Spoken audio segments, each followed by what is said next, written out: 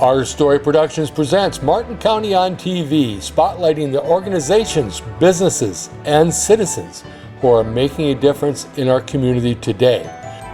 And with interviews and stories done by local television shows over the last 25 years, here you're sure to learn more about the county we call home. Get ready, for this is Martin County on TV. Martin County on TV, talking business. Hi, I'm Jeff Rouse, executive producer, Our Story Productions, here with another episode of Martin County on TV with special guests. Tell us who you are. Brooke, Wohlrabe. And Charlie, Sorrells. And Brooke, what do you do? I'm a news reporter for the Sentinel. Charlie? I am the sports editor and take care of all the sports. So the two of you work together? That's correct. Mm-hmm. And how's that go? She picks on me a lot. Great. So we're excited to have you here, and both of you, we feel, are doing an awesome job for our community. Brooke, let's start with you. Tell us a little bit about yourself, how you got in the business, and what you look for in the stories that you do. I'm from Fairmont. I graduated in 2011, went to college in the cities, got my degree in communications and journalism. Never thought I'd move back home, but I heard there was an opening at the Sentinel, and I thought I'd give it a try. So I started in 2017. And what is your position? I know you're a writer, but what do you look for in a story? What type of thing are you looking for all the time? Or maybe even some of your favorites that you would like as far as categories? Yeah, it's interesting being from here because I've learned a lot about Fairmont that I never knew about. So I cover the schools a lot, learning how classes come to be, who pays for what. That's stuff you don't think about when you're a student. I do a really wide range of stories. I cover city council, county commissioners, school board,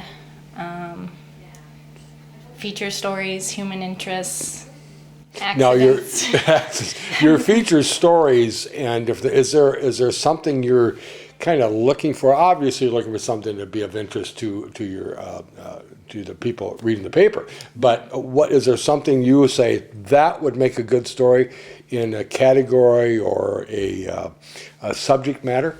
I mean, it's pretty loose. I mean, something we say has to be new, or it's not news. So any, achievement someone's gotten, a new business venture, just any cool story really that people would be interested in. Okay, awesome. And Charlie, I know you're, tell us a little bit about yourself, because I know you're fairly new at the Sentinel, is that correct? That's correct. I'm only going on my 32nd year at the Sentinel. 31 years. Yep.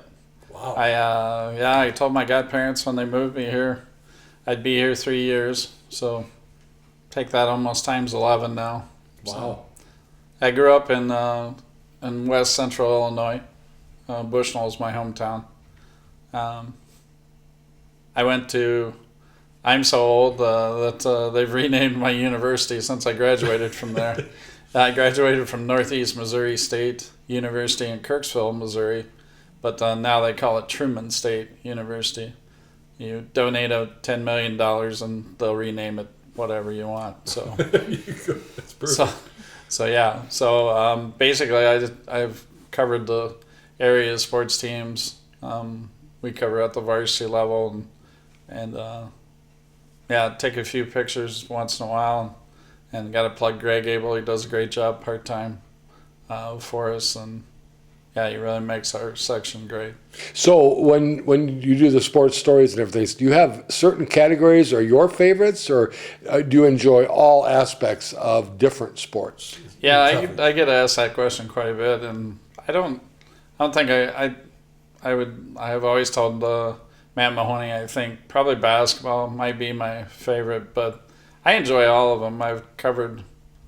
There's not a sport I do not cover. So. Is there a difference you've been here 31 years, is there a difference in covering a sports event now compared to either in writing or any other direction than it was, say, 25, 30 years ago? No, I mean, not really, and that's part of, I mean, now maybe if you're at a state tournament or a section tournament, take a laptop and type it and email it. But outside of that, it's been pretty much the same. The internet. You're in the paper business. How has or should the internet affect your positions? Well, we do have a website and we have a Facebook page and we have an e-edition. Okay. And we put all of our stories that are in the print version on all of those platforms as well. And so tell me how this affects you personally as far as your jobs and how you compare what you do to what we see online. I would say local journalism is very important. I mean, we're trained in what we do, you know, and we go out and we talk to the coaches, the superintendent, city administrator, and we get the information, our stories from their mouths. So that's still important. Well, and I think, excuse me for my viewpoint, but you do the research, you found out the facts, and you report it according to what you've seen. Where online sometimes it's more sensational. Correct? Yeah. You find that same in sports? Yeah, I think it's huge now. I read a lot of Facebook and a lot of Twitter now, social media, and then kind of like you have to trust you have to know which sources are legitimate and which ones aren't, because there's a lot of information across the board, and so you gotta, if I see something from like, radio stations and other newspapers, I use it, or coaches that I know that are talking about signings or where kids are going and that type of information. Yeah. That's changed a lot, and actually you get a lot of tips that way, whereas before you used to maybe have somebody call, but now you almost have to keep your eyes on social media and then you have to filter out what's real and what's not. And that might be the toughest part of it. Tell me about the process. Start with you, Brooke. The process of putting a story together. How does it work? Well, first we do the interview or cover, a meeting, and then pretty much start writing right away, since we're a daily newspaper. Sure. Very quick turnaround time. So get all the information, make phone calls if we need to find additional info. Do you kind of know ahead? Obviously, if there's an event going on, you know ahead. But as far as the personal stories, do you know quite a ways in advance, or usually like even a couple days or a day you might know and say, I got to get this together. This is cool. It varies. Sometimes it's like we get a tip that, hey, this is happening right now. Sure. And we'll go out. But sometimes it's like, I know an event's next week, put it on my calendar and I can be there. Is there a difference for what you do in what you prepare for the weekend editions compared to the weekday? We do try to save kind of our bigger, more feature stories for Saturday's edition, but I think every day has good things in it. Sure. When you say that, is that in length as well as photographs and such? Yeah. Saturday's stories are typically longer. Okay. Stories. More detail. Okay. Charlie, as far as sports coverage, tell us a day in the life of Charlie. Yeah, I think, I usually have it organized I'm usually 2 weeks ahead, kind of map it out. One of the best things in my job that's ever happened is the high schools now have a thing called the R School, and it lists all their schedules throughout the year, and it gives you updates daily through your phone. That helps a lot, and then just kind of plan it out, and then kind of do your background research, find out what their records are, what they've done, and then go cover the event, and then it's a quick turnaround. You get done like at 9:30. Usually have to have everything done up to the house print by 12:20. So you put some time in. Well, the deadlines, it's a daily newspaper, so is there a lot of juggling for both of you? Like, okay, we'll put this here, this there, move this and such? Or is it pretty cut and dry? I mean, anything local we like to be in the paper. It's Okay. better to have local than AP filler. Absolutely. So. memorable assignments that you've each had. Start with you, Brooke. What stands out as one or two that you're like, wow, was that fun to cover? Memorable. There's some pretty big projects going on right now. The school's new vocational center that Sure. they're building is good. Otherwise, I did a story a few years ago for a veterans special section. I interviewed That's a awesome. woman who's 103 Wow. at the time, so now she's 105. But that was She's still with us? Yeah, she was a nurse in the Army, so good story. That's awesome. And Charlie? I'm currently working on 6-page section, shameless plug for Friday's paper, on the Fairmont football team playing in the state quarterfinals. Very cool. Write a couple of features on, 4 features on them and about their accomplishments this year. And historically, Charlie, because 31 years I keep saying over and over because I'm still kind of in shock that you've been there 31 years, especially when you're, what, 40, 42, somewhere in that ballpark? Yeah, I started when I was a small lad off the streets. Yeah. So in 31 years, there has to be one that stands out saying, now that was an interesting story. Actually, mine is kind of, it's not a fun story. I mean, it's like the one I think I remember the most is covering Jared Bly. He was the first kid I ever met when I came here. He was 10 years old. And when he was 27, he passed away of cancer. Wow. And yeah, it's like I got to talk to him about 3 months before he passed away and at 27. And that was one of those weird things that kind of puts it all in perspective for you, that like the games we cover are important to the kids and the schools and the communities, but you know, to sit there and lose a kid that was as influential as he was and people just thought the world of him, and to sit there and watch him lose his battle, that was tough. Sure. You know, it was tough. But then on the other hand, it's great to see, like Ava Turfer right now is battling cancer at 15 years old in Fairmont High School, and she's such a tough kid. It's great to see her and the community support her through like the Tackle Pink and the all the programs, and people bought T-shirts to support it, and she's giving all the money that we've raised to the Ronald McDonald House, which is a thing I experienced as a kid, where the Ronald McDonald House supplies money to help people for their housing costs and expenses while you're there with family members while they're getting treated for cancer. Sure. Well, it sounds like both of you not only writing stories, but you're very involved in the community and have obviously become part of the community in a big way.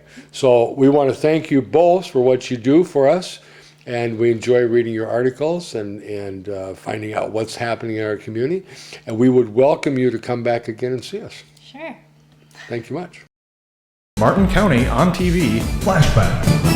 In this piece, we go back to 1995 with Marnie Brote as she gave us a little history of the one-room schoolhouse located at Heritage Acres. Hello, I'm Marnie Brote with a terrific story for you today. It's the story of the one-room schoolhouse, and the era that we cover is between 1880s up to about 1950. We'll visit at Heritage Acres, and there we'll tour a typical one-room schoolhouse. Then next month, we're going out to see Bob Rennison's gorgeous home out on Amber Lake Drive, which was Amber Lake School. Our research includes articles about Martin County history as well as wonderful visits with past students of Amber Lake School number 21. We did find that about 128 schoolhouses were first established in Martin County, and they did go through many changes. The early buildings were small one-room structures housing grades 1 through 8. There were 3 exterior necessities: a bell tower, a flagpole, and 2 little houses out back. As many as 40 students might be enrolled, or as few as 8. They were all taught by one teacher. A typical teacher's salary was $17 a month, and in duties included building fires and janitorial work as well as teaching. The teacher bell rang at 9 a.m., and the children entered through a cloakroom where boots and coats were taken off and kept. After a long walk or a wagon ride to school, students' thirst could be quenched by a drink from a 5-gallon water crock. Since there were no paper towels, a roller towel was supplied, which the teacher would take home and wash. After taking their seats, lessons could begin. Perhaps they'd start by getting out the McGuffey reader, or maybe they'd have a science lesson using their fancy planetarium. The teacher might ring her handbell to signal students it was time to recite. Several students would then take their place at the recitation seat and then recite for the teacher. The others would sit at their desks and read or practice penmanship on their slates. Some schools were fortunate and were blessed with maps and globes. If a schoolhouse had an organ or a musical instrument, the teacher might give a music lesson. The stove was a necessary fixture. On a cold winter day, students would bring their lunch in a bucket and they could place it on a shelf over the stove. It was the early version of the hot lunch program. After lunch and recess, the older students often helped the younger students read. Many people have fond memories of their days spent in the one-room schoolhouse. Some of the former students do reminisce about their long walks to school or, in winter, riding to school in sleighs, and they were covered often with buffalo robes. We were told that school never closed because of cold weather. The horses knew how to get to and from school, and sometimes the teachers stayed overnight. The good old days are remembered as times when families and neighbors got together. They worked together, they played together, and they studied together at school. Martin County on TV, Flashback. Welcome back to Hometown Focus. Al Travis with Mike Foster. He is our local access channel guy. For folks that may not know what we're talking about, Mike, local access, basically cable companies give a channel up to the city. Right, exactly. Channel 10 in Fairmont. Other cities have whatever the designated channel would be. And basically, you're the guy who gets to decide what goes on there. You're like the NBC programmer for Channel 10. Channel 10. What it is my job title really for the city is the data processing manager. I handle all the computer needs, telephones. I also work in the accounting and auditing divisions of the city. I started working in the local access channel back in '89. I had experience in television. I used to work for KAL in Austin. And quick plug. Yeah, right. Nice station, ABC. Anyway, if you need me back. It was one of those situations where I did have a TV background, and at that point, back in '89, really all they were concerned with was the airing of council meetings, which has really taken off for us. But not many cities do council meetings. No. We did a quick poll around, and basically Fairmont's one of the only ones that does their city council meetings live, and then don't you rebroadcast them as well? And we rebroadcast on the following Thursday night also, or if it's a short meeting, we'll rebroadcast it that night at 8 o'clock. No, there aren't too many. The larger cities really seem to do it. We're probably the only one our size that I know of that does it. And it's really a shame. It's something that every city really could do with just a simple video camera. The hardest part usually is audio, so people can understand what's going on, but those are little bugs that can be worked out. Sure. And so we've been doing that since '89. Actually, that has been going on since '87 when local access really started. I took it over in '89. All right, so since '89, how have things changed? I got to think. If I remember correctly, there was one time you just turned it on, didn't you? And it was like, there it was. That's right. It was one single camera in the back of the room, and it was a lot of fun. But the trouble was, we started having problems not seeing people at the podium and not hearing real well. So we went into a two-camera system that allowed us to shoot at the podium and have a camera in the back. And I disappeared into this little black room. See, but you're jumping way ahead, because you say we went from one camera to a two-camera thing. This isn't just now two video cameras up here. This is quite the little deal. We have some video of Mike at work, if you will, in what's a very nice little suite of video machinery. Let's take a look and see what we've got. Maybe you can describe what we're seeing. Right, what we're watching right now, that's that little back room I'm in the corner of the council meeting. Right there's a little mixer that I use to switch between the three cameras that we now have. And underneath my hand there, in fact you'll see me playing with it here in just a couple seconds, is a joystick that controls three remotely operated cameras. These cameras are actually designed for indoor parking ramps for surveillance systems, but the quality was so exceptional. There they are right there.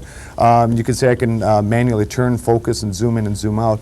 And sometimes you're boring, you face it toward the wall. Is that what we're seeing here, just in case? Sometimes. Well, actually, I pointed towards the wall afterwards so that no one touches them with their fingerprints. Okay.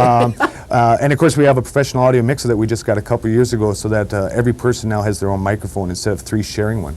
And there's our latest one we've just gotten going this past few months is our Scala system to update the message board. Our old message board had been really on 24 hours a day since 1987, and it finally just died out on us. So we upgraded into that, and this is the end result. That's outstanding, and so folks understand. I mean, that's quite a little system. Yeah, it really is. It wasn't necessarily a cheap system on it, but there are no tax levies really per se funding local access. It all comes from the fees paid by the cable TV company to the city. So there's no cost to the taxpayers, and it's self-funding really. So what all can you do with that machinery there? I mean, do you have a little button so that when the mayor throws her pen through the window like Letterman, it crashes, or no? I haven't gotten quite that deep with it yet. And you going to get that deep? No. I'm not going to do sound effects. I'll be real honest with you there. Right now, it's a perfect one-man show. In fact, it's really a one-man show that's completely compatible with American with Disabilities Act, because everyone can run the entire program from that one chair, cameras and everything. We really don't need to expand a lot greater than where we are with it. For live meetings and any tape meeting, everything can be done right there, and we're just satisfied with the way everything is right now. So folks know that are outlying areas that are looking at what can we do with our channel. You also, besides airing this program, if you will, council meeting twice in a week, you have other things that are on Channel 10 at all times. This CG, we call it, character-generated message board with nice graphics now. Thank you. Yeah, it is nice. How does that get on? And that's like run 24/7? Right. Anytime people want something on Channel 10, all they have to do is really stop in and see me, or give me a call at City Hall 238-9461, whether it's a message you want on or whether it's a videotape you want. And we do have restrictions on what we allow on there. I would think, can I come in with my home videos and say, hey, I was down at the Yellowstone, can we put this on? My first rule is it's got to be of general interest. Another rule that we have for videotapes especially is bipartisan. We aren't going to do political endorsements, or I can't do any commercial broadcasting type situations. But we are really flexible on those issues, and we'll look at them and I'll talk with them, and we're limited on VCR time and space, but we work with people on it. Give us the number again if they want to call and ask about something. 238-9461, or stop in at City Hall. We're running out of time. Thank you, Mike. Martin County on TV, Flashback. Snowmobiling, fun, exhilarating, and potentially dangerous. Too many times in the past, snowmobile fatalities have grabbed the headlines. Some of the fatalities were the result of poor ice conditions. Others have been the result of excessive speed or carelessness. But the majority of incidents involve alcohol. Drivers, use good common sense. Avoid poor ice conditions, excessive speed, and remember, most of all, alcohol and snowmobiling are a dangerous combination. Live to enjoy another beautiful Minnesota winter.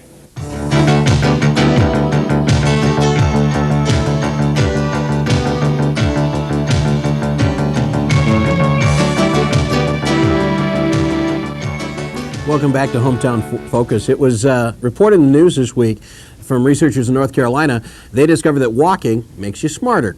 20 minutes a day for 5 days a week keeps your mind sharper because of the amount of oxygen you put through your head. Well, at 92 years old, Elsie Wilkie of Blue Earth is one smart gal. She doesn't drive a car, but instead she walks everywhere she can, and she has since she was a child. She's got some tips on keeping your mind in shape and keep it sharp. Here's Blue Earth area high school student Lindsay Hinman and a story about a remarkable senior citizen. Meet a senior citizen on the go, 92-year-old Elsie Wilkie of Blue Earth. She's currently city and county chairperson for the Red Cross, a volunteer position she's held for over 25 years. I get notified from the central office up in St. Paul, and the date of it. And then, of course, I get it in the paper, and I have to get it still on the radio and then get it on TV. I send it over to Albert Lee and put up all these posters around the town and get help. Elsie has been honored by several organizations for her volunteerism. Carolyn Polachek, president of the Blue Earth Chamber of Commerce, is one of many who hold her in high regard. I don't believe in cloning people, but if I could clone someone, it would be nice to clone someone like Elsie, because she just has a heart of gold. She gives of herself so much. In fact, she won a little area ambassador award that we give to good ambassadors in our community, and she was so thrilled to receive this award. And she didn't realize she'd done anything to deserve it. Every Thursday from 11:30 to 3, Elsie works at the hospital coffee shop. The Legion Auxiliary, the nursing home, and Elsie's church also benefit from her energy and spirit. Right after the bulletins are printed, the church bulletins, and she wants to be sure that everybody in the complex where she lives that belongs to the church has one, and she sees to it that they get one. So regardless of the weather, whether it's the midsummer in the heat or midwinter in the bitter cold, you will see Elsie coming to church, getting these bulletins, hurrying back over to Crescent Apartments where she lives, and then being sure that each member gets that bulletin. I think that I can do just as much now at my 90 years old or 92 than some of them that's only 70 years old. They just mows along as though they, and I like to get out and do things, you know. I don't like to just shimmer along, and but, that's what I say, everybody, just to get out and get involved, you know. That's part of Elsie Wilkie's recipe for longevity. Another ingredient? Great genes. 2 of her sisters are still going strong at ages 94 and 96. Boy, I wish I had their energy. And her final piece of advice? Don't think about past. That's gone. Think about what you can do in the future. For Hometown Focus, I'm Lindsay Hinman. Martin County on TV, Flashback. Fairmont High School media production student Nick Bilfelt is going to introduce us to an 82-year-old Mac McCaffrey. Mac's another active senior citizen. He's a golfer, an artist, a woodworker, an inventor, a model railroad hobbyist. Let's meet him. This 28 Control model railroad exemplifies Horace McCaffrey's zest for life. Mac, as he is commonly known, is 82 years young and doesn't let anything stop him in his tracks. I took up golf about 6-7 years ago and find that I'm no good. But the people I play with are very understanding, and they sort of take care of me. In fact, one really wants to tee up the ball because I can hardly go down to it, and we just have a ball. And I'm kidding them, and they're kidding me. You stay young by doing things. The McCaffrey's home is filled with creative projects. Although Mac had a successful career as a salesman, it was his family and his creative hobbies that brought meaning to his life. As a young man, he attended art school in Milwaukee one evening a week for 3 years. He now enjoys painting land and seascapes, but portraits are his specialty. He finds the human face the most interesting subject of all. Mr. McCaffrey is also a wood carver. Intricate boxes, handcrafted tables, and a majestic ship are displayed in the home he shares with his wife, Madeline. I like to be creative. I'm an inventor. I've invented 3 methods of sound deadening, of what they call vibration control and high frequencies. I was not trained for that. Because I wasn't, I did not stop where the book stopped. I proceeded further, and I'm able to, when you hit a big plate of steel, it's a great big bell. With my treatment, when you hit it, it sounds like you're hitting wood. And that was important some years back. People going deaf from high frequency sounds. Mac is currently working on a powerful magnet that should be able to pull any loose metal parts from a farmer's field. He says that his hobbies keep him mentally active and help him stay young. He's also a strong believer in pets. I think every adult person should have a dog, should have a little dog that you can hold. Have something that you're absolutely responsible for.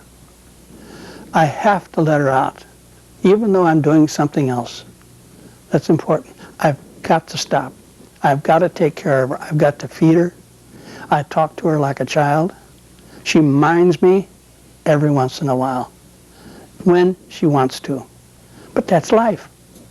And everybody should have a pet. One that you can hold, especially. This is Nick Bilfelt for Hometown Focus. Martin County on TV, Flashback. Well, there you have it, another episode of Martin County on TV. We hope you enjoyed this episode, and we welcome you to tune in again. Thank our sponsors for making this happen, and remember, it's not just the past, but the present that tells our story.